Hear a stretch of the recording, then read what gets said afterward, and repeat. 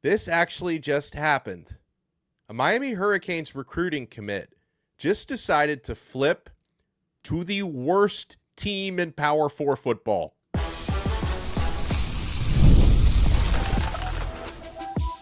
You are Locked On Canes, your daily podcast on the Miami Hurricanes, part of the Locked On Podcast Network, your team every day. College football recruiting in 2025 is just different, and it is bizarre. Boy, do we have one to talk about. I am Alex Donno, University of Miami alumnus, co-host of Locked On ACC, and host of Postgame on the Hurricanes Radio Network. And thank you so much to the everydayers for making Locked On Canes your first listen or your second listen today. We're available free wherever you get your podcasts. We're free on YouTube. We're part of the Locked On Podcast Network, your team every day. On this special episode, apparently Dana White, UFC president, is about to become a Miami booster. What a weird day this is. Miami's injury report, the first edition of it, is out ahead of the Hurricanes' Friday night clash with Louisville coming up in 48 hours. But, all right, let's start with this. So it's the recruitment of Miami Norland defensive back, really good player. I don't have anything bad to say about the young man. This is just weird. His recruitment has been, it's been odd from the get-go. This is a player who was class of 2027, has long been rumored and reported that he would reclassify to 2026, come out of high school a year early. That reclassification has just officially happened. Now, you go back about a month, a little more than a month, I guess. It was like right after, actually, North Carolina's opening loss to TCU, first of many losses for that program, where the report started to circulate that, like, North Carolina was becoming a big-time player in Kenton Dopson's recruitment, and that they might actually flip him from Miami. Miami obviously has stayed engaged with him and everything. I'm sure they had some stuff to work through with the reclassification because he was part of Miami's 2027 class, and then he was going to reclass to 2026. But then, after those North Carolina rumors came out, an interesting thing happened in Chapel Hill, and they kept losing. They got blown out at UCF, which is not a very good opponent, but dominated them. They got blown out at home against Clemson. The only three teams with a pulse that they've played so far this season have blown them out, not to mention all of the extracurricular stuff. I mean, it's the Bill Belichick, Mike Lombardi era in Chapel Hill has been an absolute disaster, right? You had all those reports about the UNC powers that be, reportedly, although they came out and denied this, they were meeting to talk about buying him out, and then Belichick was maybe involved in helping buy himself out, and it's been an unmitigating disaster there with the girlfriend. They were supposed to have a Hulu documentary that they canceled because the team is so bad. You've had all these leaks from parents of players talking about what a mess the operations are, and they laid off all the people who understood how compliance works in a college pro. Like, it's been an absolute disaster. And so once things started to get worse and worse up there in Chapel Hill, the rumors about Dopson flipping to North Carolina started to quiet down. And I'm of the understanding, and this is something I know Gabby Urrutia talked about this at Inside the U, that it started to look like Miami was going to hold on to Dopson, right? That, there seemed to be some optimism coming from somewhere that he would remain a Miami commit after the 2026 reclassification came. And then this drops here on Wednesday night. Kenton Dopson puts this out on his social media. First, I want to say that I have nothing but love and respect for the coaches, staff, and fans of the U. And Kenton, it's mutual, man. I mean, this decision is weird to me, but I don't pretend to know what went into it. Like, I don't know, the circumstances of what you think you're getting up there in Chapel Hill, so I'll respect it. He says, however, after plenty of thought and long conversations with my father, I've decided it's in my best interest to #answer the call at UNC football. So there it is. He is flipped to the North Carolina Tarheels. And I know what you're thinking, and you've probably already been screaming this into your phone or whatever you're listening to us on. Yeah, NIL. I'm sure there's a big NIL component to this from the North Carolina side. It's hard to think of too many other reasons why you would choose that situation over this one right now. But listen, I'm not ignorant. NIL money is a big driver in every recruitment and every transfer portal decision, and it is important. Like it is important to to get your financial ducks in a row. Now, in the case of Miami's got a great NIL situation and a robust NIL situation with Kane's connection.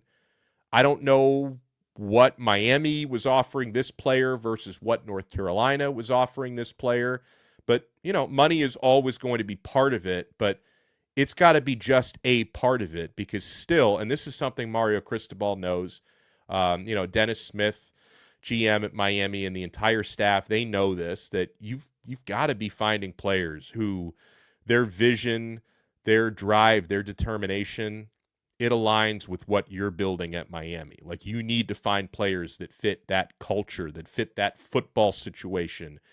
And, if there's a player who's not fully aligned with that and is going to choose a different situation, especially one like that, then, I think you're better off on focusing on players who actually want to be a part of the Miami culture and what is being built here. And you know what? If you don't want to be on this train, that train's going to run you over.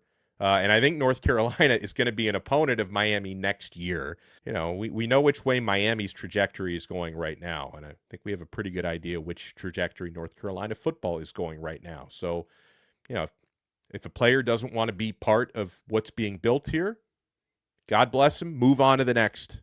That's what Miami has to do, and that's how I feel about this situation. I don't know if this factor had anything to do with his decision. It might have. Miami's absolutely loaded with defensive backs for the class of 2026. Kenton Dopson would have been the 6th DB in this recruiting class. You look at who Miami has committed right now from the defensive backfield. 4-star cornerback Camden Portis. 4-star cornerback Jalen Seatbelt Waters. 4-star safety / DB Cortez Redding. Let's see. 3-star Brody Jennings, who Miami flipped from Michigan.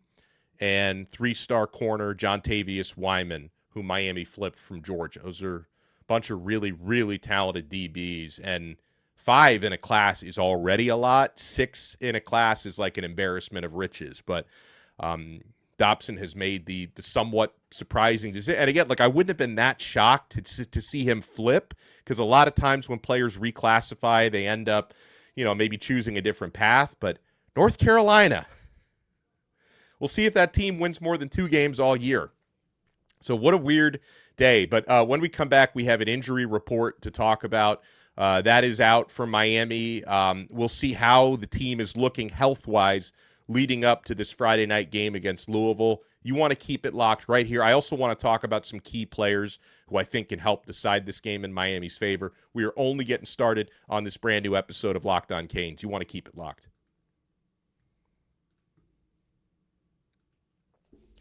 Mazda crafts cars for those who do more than simply move. Mazda delivers confidence with every ride, with more IIHS Top Safety Pick Plus awards than anyone else. From footwork to breathwork, athletes sweat all the details. Mazda brings this same intention to how we craft every model. You can feel Japanese craftsmanship in every detail, from the metallic accents to available Napa leather upholstery. With all-wheel drive standard in every crossover SUV, you could drive with confidence through almost any season. Like our players, we sweat every detail. When you make every move count, impossible becomes irrelevant. Mazda, move and be moved. Thank you so much for making this episode of Locked On Canes your first or your second listen. For your next listen, make sure to check out Locked On ACC. Kenton Gibbs and I put out a new one where we talk about the top coaches of the season so far in the ACC, the ones who are on the hot seat. And Bill Belichick, Mike Norvell are the 2 ACC coaches who probably have the warmest of seats right now. There's already been a head coach fired in the ACC, Brent Pry of Virginia Tech, who was fired a few weeks ago. Something we talked about today on Locked On ACC was Kenton Gibbs thinks that coach of the year in the ACC is probably Brent Key from Georgia Tech to lose. And I'm saying, like, Mario Cristobal keeps winning. What does this guy have to do to win ACC Coach of the Year?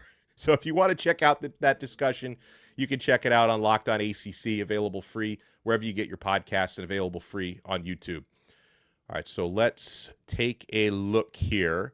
As Miami is going to face Louisville in about 48 hours. I mean, depending on when you watch and listen to this, but 48 hours from the time I am recording this. Here is the Wednesday night injury report for we'll take a look at the Miami side of it first. I would say no real surprises here whatsoever. So you've got a number of players who are out for this game, which are mostly players who have long-term injuries. Hayden Lowe, wide receiver Chance Robinson. I'd love for him to get healthy because I think Chance is so talented. He's just had injury trouble. No surprises there on the outs. The only questionable is linebacker Bobby Washington, who has been questionable for the last couple of games. Get well soon. So the notable players who are not on the injury report, everyone's curious about JoJo Trader. Seems to be some optimism we could see Trader this week. Shannon Dawson talked about him this week, that he's been practicing well. They've had some good chats. And Jordan Lyle is not on the injury report. Of course, he did play a little bit against Florida State a couple of weeks ago. I think he was a little bit limited. Cristobal mentioned he's still been working his way back, but that now he's finally full go again. So Jordan Lyle does not seem to have any more restrictions, and it just gives you another big-time option at running back. Mark Fletcher has been the best back, and I don't see that changing anytime soon. But Jordan Lyle, when he's fully healthy and once he's fully into the swing of things, can be almost, if not as good as Fletcher. Marty Brown has been super important, especially in short yardage this year. So Fletcher and Brown obviously are still going to play considerably, and I don't see Lyle getting more snaps, certainly not more than Fletcher, maybe more than Brown if the game dictates that, but it sounds like we're going to see maybe more Jordan Lyle, especially if Miami's looking to break out some explosive runs, because he's the guy who's got the most speed out of those three. But Fletcher's been running pretty well this year. Like, he hasn't had maybe some of the speed limitations that a lot of you thought he did with the way he's been running this year. So Miami's team is mostly healthy based on this injury report. As far as Louisville goes, I think it's notable that this is notable. Duke Watson, running back, is out. I don't know if that status can change over the next 48 hours, but that is definitely notable because we've been talking about the 1-2 punch of Isaac Brown, who is not on the injury report, but Duke Watson, their other running back, who is almost as good as Brown, is on the injury report listed as out. So that is significant. Again, I don't know if it's possible for him to work his way from out to in over 2 days, but him being out is notable. Questionable for them, defensive lineman Micah Carter, probable defensive back Rodney Johnson, running back Kewan Brown. So that's another, sounds like probable he's probably going to play, but that's probably going to be Isaac Brown's backup. But, I mean, if they're without Duke Watson in this one, that is a significant loss for Louisville. In terms of, other guys I need to see really step up this week, and I think will step up this week for Miami. We had a conversation with this about this earlier today with Phil Russomano, and I asked him the question of who he thinks is going to step up, and I didn't answer the question myself, so I wanted to answer that here. The obvious choices, Ruben Bain, Akeem Mesidor, it starts with them. Two of the top-graded defensive linemen in the entire country. Ruben is the highest-graded defensive player in America per Pro Football Focus. This is a matchup that is favorable to both of them, and it's favorable to Miami's entire defensive line. Phil mentioned on our main show today that David Blay is someone who could be really important in a matchup like this, get that pressure from the interior.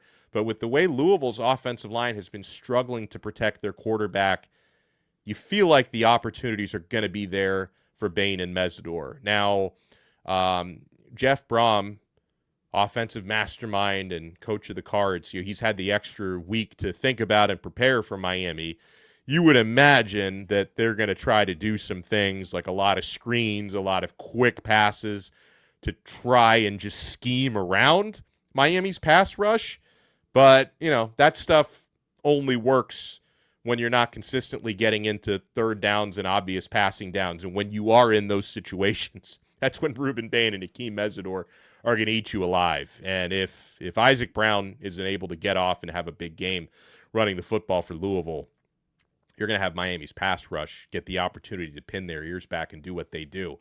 And kind of on that note, another player who I think could have a big game, or at least a big moment or two in this game, Bryce Fitzgerald, freshman safety who leads Miami with 3 interceptions in 5 games so far. I think Bryce Fitzgerald could get another pick. I'm going to call my shot on this one and say Bryce Fitzgerald's going to come down with another one, because that's been an issue for Louisville this year. Miller Moss has thrown 7 touchdowns to 4 interceptions, and 3 of his interceptions have been returned for pick sixes, returned for touchdowns. So when he's under pressure is when he tends to, if not get sacked, is when he tends to make poor decisions. Like there was an interception he threw, I think it was against Virginia, a pick six where like he was literally getting sacked, but he tried to be a hero and heave something out there, and it went right to a defender for a pick six. So I think something could be coming for Bryce Fitzgerald, or maybe for Jacoby Thomas, who also has just a natural magnetism to the football.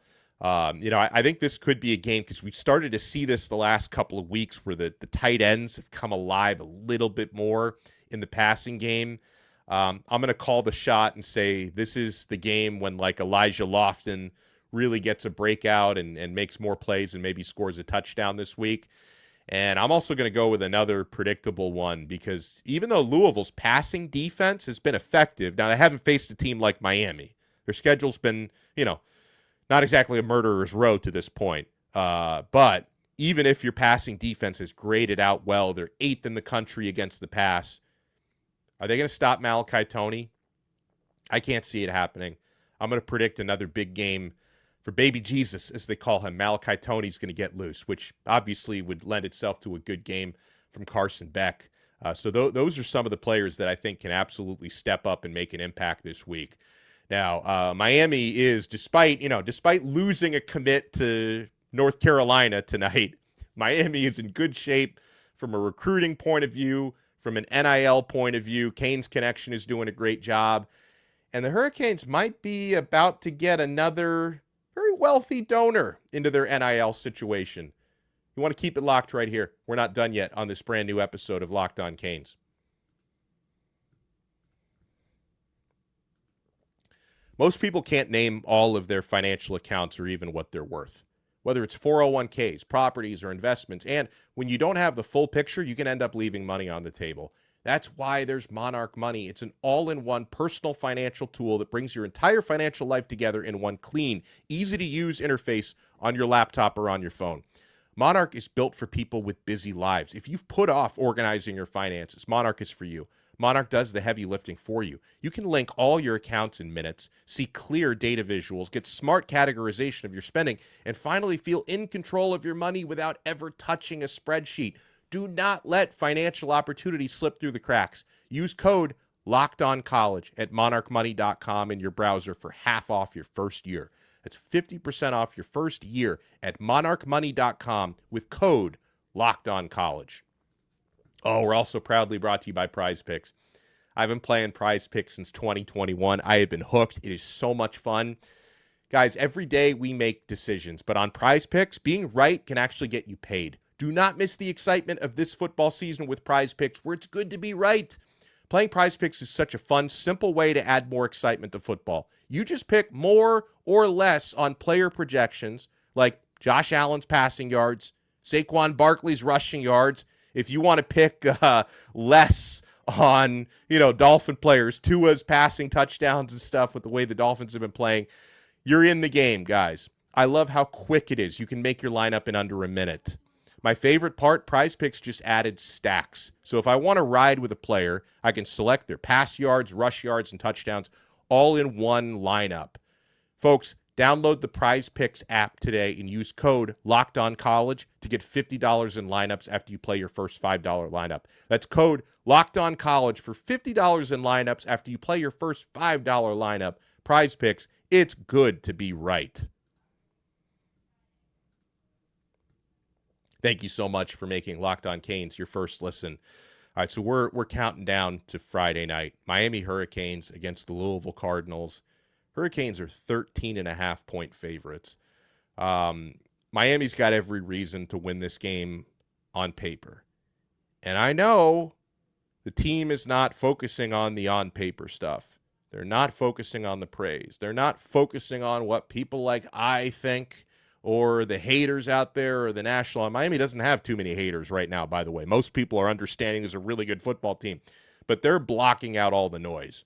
We've talked so much this week about what Mario Cristobal has said about cutting down the ear pollution, what Carson Beck said, that, hey, these are the same pundits that said we suck before the season started. We can't beat Notre Dame, can't beat any of these teams. Look where we are now. They're praising us now. These are the same people that were clowning us before the season. So I think Miami's got the right attitude for this game. And they don't care if they cover the spread. They just want to win, right? Whether they win by 1 point or 60 points, Miami just wants to win the game this Friday night. And I believe the Hurricanes will be the more physical team. They are the more talented team. Louisville has some talent. Can't take that away from them. Chris Bell, Kleb Leuven, Isaac Brown. Apparently Duke Watson may not play, but they have talent there. I believe Miami is the more talented team, the more physical team, and they are the home team, right? Friday night games can be wacky, but usually it's the road teams that suffer from that wackiness a little bit more than the home team. So let's make Hard Rock the asylum this week. Pack the Rock, go crazy. The game, I think, is completely sold out or near sold out at this point. It should be sold out completely by Friday. Leave work early if you have to get there on time. Just pack the Rock and make it absolutely crazy. I wonder if UFC president Dana White is going to be there.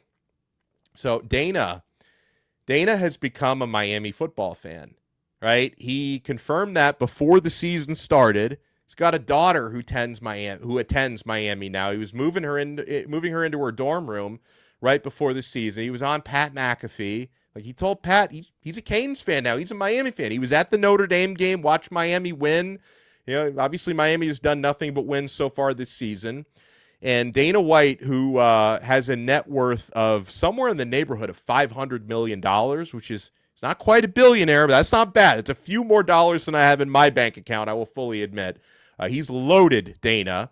And I'm pretty sure, because he's got ties to Bishop Gorman High School in Las Vegas. Like, he's been a big donor to Bishop Gorman, a big booster for them. And now he might be entering the scene for Miami. So Dana appeared on a recent episode of the 3 Knockdown Rule podcast, and he was asked if he plans to make a quote-unquote sizable donation to Miami's NIL funds. White said, more than likely, the answer is yes. And he said that while throwing up the U. So Dana White, he could be joining the Canes Connection Collective. Hold on, I think I have a Canes Connection hat here. Let me put this on in honor of the new donor to Canes Connection. I imagine Dana's going to sign up for the platinum tier, or like whatever the highest one is. So Dana White, UFC president. Yeah, I know. Yeah, I'm sure we're going to see this in the comments. He's a polarizing figure. Some people will tell you why they hate Dana. People will tell you why they love him. He's a polarizing guy, but he is now all in on the University of Miami. He's a Miami fan now, and he said more than likely he's going to start making donations to the NIL funds. The next one we got to get is Jeff Bezos. I hope he's quietly donating to Canes Connection, or he needs to step up and do it. Is it like a stepdaughter? Bezos just got married again. I think it's a stepdaughter of his that attends Miami. So come on, Jeff. Show me the money. And Jeff Bezos, I don't know what his net worth is. Hold on, let me look that up, because I know it's in the B's, right? Let me see. Jeff Bezos net worth. Step up to the Canes Connection train, Jeff. $220 billion. I mean, Jeff, if you were going to donate like $1 billion of that, would you even know it's gone? Like, slide a bill over to Canes Connection. Maybe if we want an on-campus stadium or near campus, slide, 3 or 4 extra billion onto that. You won't even know it's gone, Jeff. We appreciate everyone for making Locked On Canes your first listen and your first watch.